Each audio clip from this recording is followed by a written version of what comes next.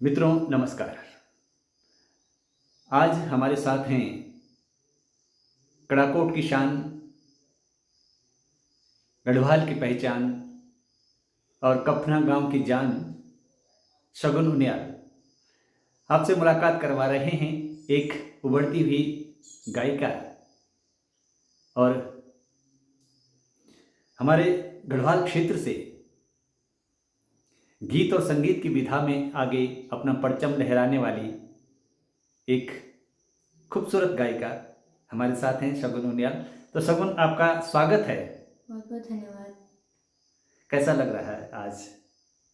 मुझे बहुत अच्छा लग रहा है और पहले तो अंकल जी आपको नमस्ते। नमस्ते। और आप सभी को भी बहुत बहुत धन्यवाद, प्रणाम, पहलाद, कंचा आप सभी लोग मित्र ज़रूर बतान। और मैं तो बहुत बहुत धन्यवाद करना चाहूँ आप सभी को, क्योंकि आप सभी ने मुझे इतना सपोर्ट किया है और मैं जो भी हूँ आज आप सभी के सपोर्ट से हूँ। तो शगुन, एक जैसे कहते हैं ना कि हर कलाकार की एक शुरुआत होती है। आपकी शुरुआत यहाँ से हुई, फिर आप अपने क्षेत्र में आगे बढ़े। एक यात्रा जिसको कहते हैं ना कि गीत संगीत की यात्रा आपकी शुरू हुई। तो शुरुआत कहाँ से हुई आपकी? तो ये वाली स्टोरी तो मैं सारे इंटरव्यू में ही बताती हूँ कि हम्म। जब मैं छोटी सी थी, जब मैं 6-7 साल की थी, तब एक दिन मैं ऐसे ही पढ़ाई करने मम्मी ने मुझे बिठा रखा था।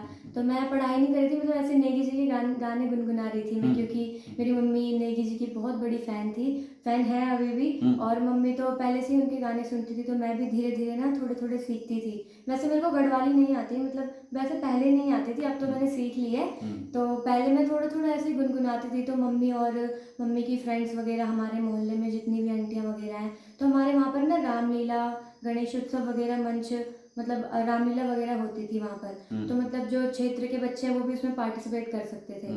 तो मम्मी और उन्होंने बोला कि क्यों ना ये गा रही है तो इसको रामलीला में एक बार गवाएं, मतलब अपने पहाड़ी गाने गवाएं, क्योंकि वो सारी पहाड़ी कॉलोनियाँ हम जहाँ पर रहते हैं। तो मैं मेरी शुरुआत ही वहीं से हुई है, नेगी जी के गानों से।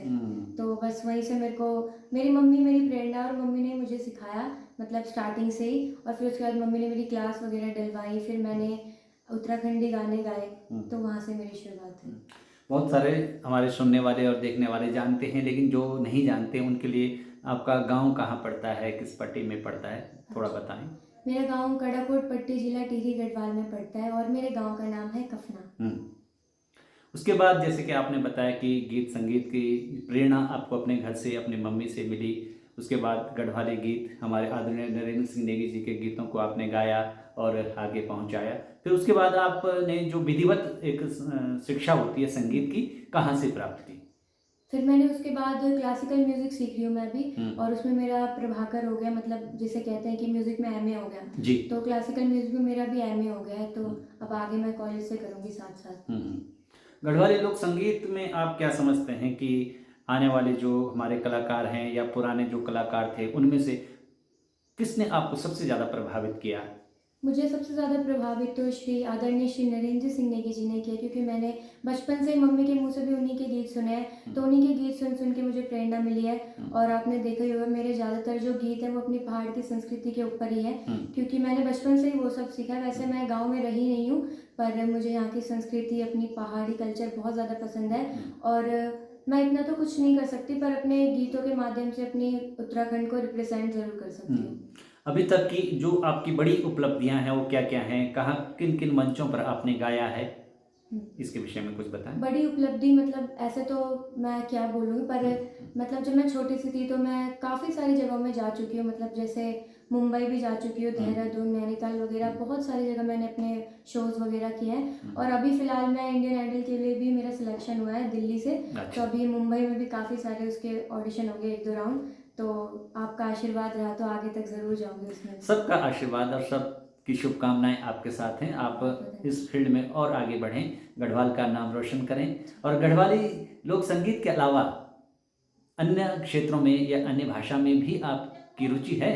जी, मैं वैसे तो हिंदी गाने भी गाती हूँ, जैसे कि मैंने बताया कि इंडियन आइडल में हुआ है। और मैं जागरण वगैरह भी करती हूँ, माता के भजन वगैरह भी गाती हूँ। और मैंने लॉकडाउन के टाइम पे ना, मतलब सब हमारे वहाँ पर तो सारे खेलते रहते थे बाहर, अच्छा। क्योंकि उस साइड तो बिल्कुल भी एक भी केस नहीं था कोरोना का। पर मैंने ना मम्मी ने बोला कि तू कुछ कर घर पर ही, तो मैंने ना 2-3 लैंग्वेज में अलग अलग भाषाओं में गाने सीखे थे, जैसे कि बंगाली, मराठी वगैरह। अच्छा। जी, तो तो मुझे मतलब अलग अलग लैंग्वेज में गाने सीखना भी बहुत पसंद है। शौक है। जी तो 2 लाइनें अपने गढ़वाली भाषा में हो जाएं। बिल्कुल, ये मेरा बहुत ही प्यारा गीत है, क्योंकि इस गीत से मेरे को एक नाम मिला, एक पहचान एक मिली। पहचान हुई इस गीत से। तो ये गीत मेरा सबसे लोकप्रिय है, तो मैं आप सभी को सुनाती हूँ, आशा करूँगी कि आपको पसंद आएगा। सुनाइए। दूर छा विदेश बाबा जी तुम दुबई कपूर, दूर छा विदेश बाबा जी तुम दुबई कपूर, तुम्हारी खुद माँ दादा दादी हम खुदे न घोर, तुम्हारी खुद माँ दादा दादी सब खुदे न घोर, घास पता को जाने माजे डोखरी पुंगड़्यो धाण, तर पर आंसू बगोंदे झुरोंदे पराण, झुरोंदे पराण, इखरी रेंदा माजी को भी तुम पर हिसोर, तुम्हारी खुद माँ दादा दादी हम खुदे न घोर, तुम्हारी खुद माँ दादा दादी सब खुदे न घोर। धन्यवाद। बहुत बढ़िया, बहुत सुंदर। और सगुन, गीत संगीत के क्षेत्र में वैसे तो कहा जाए कि जितना भी पढ़ें, जितना भी रियाज करें, वो कम ही होता है। तो अब आगे क्या आपकी दिनचर्या रहती है, क्या रियाज रहता है, कितना रियाज करती हैं, इस विषय में कुछ बताइए। सुबह में जैसे आजकल तो मैं जल्दी उठ रही हूँ गाँव में, वैसे वहाँ पर मैं दिल्ली में लेट ही उठती हूँ, पर रियाज करने के लिए पहले मैं उठ जाती हूँ 5 बजे, और पहले मैं 1-1.5 घंटा अपना रियाज करके फिर वापस सो जाती हूँ। फिर मैं उठ के दोबारा से हारमोनियम के साथ अपनी प्रैक्टिस करती हूँ। अच्छा।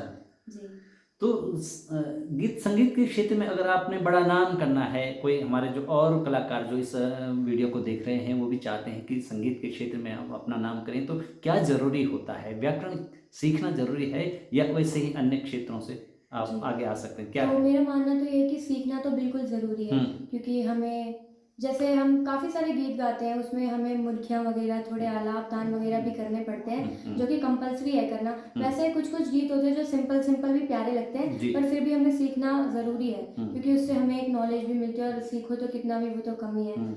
आपका रुझान जो है गढ़वाल से ज़्यादा रहा है, अभी भी आप गढ़वाल क्षेत्र में हैं। तो गढ़वाल में जो हमारी संस्कृति है, हमारी जो माँ बहनें हैं, बेटियां हैं, यहाँ की जो प्राकृतिक सुंदरता है, और यहाँ के जो घर में जो काम काज करने की जो दिनचर्या है हमारी माँ बहन बेटियों की, उससे संबंधित गीत ज़्यादा हृदय पर लगते हैं, दिल पर चुभते हैं। तो ऐसा कोई गीत जो हमारी जो माँ बहन बेटियों से संबंधित हो, हमारे गढ़वाल की परंपरा और यहाँ की प्राकृतिक सुंदरता को दिखाता हो, इस तरह का कोई गीत।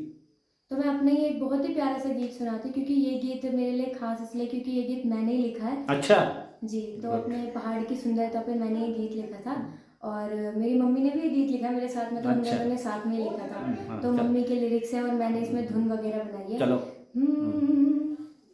ये उत्तराखंड मावा तुम, यथ दिल माँ बसावा तुम, ये उत्तराखंड मावा तुम, यथ दिल माँ बसावा तुम, ये की खूबसूरत वादे होते छोड़े कभी ना जावा तुम, ये उत्तराखंड मावा तुम, यथ दिल माँ बसावा तुम, यख देव तुक मंदिर जा, छलो गंगा को पानी जा, बड़ी मिठी बोली जा, बड़ी प्यारी भाषा जा, विदेशी मन क्यों आवा तुम, संग मारंग जावा तुम, ये उत्तराखंड मावा तुम, यथ दिल माँ बसावा तुम। बहुत सुंदर, बहुत बढ़िया, बहुत बहुत धन्यवाद। प्यारा लगा। और शगुन, खास करके जो हमारा पहाड़ है ना, गढ़वाल क्षेत्र, जी यहाँ पर बहुत सारा दर्द है, दुख है, सुख भी है, अपनत्व है, भाईचारा है।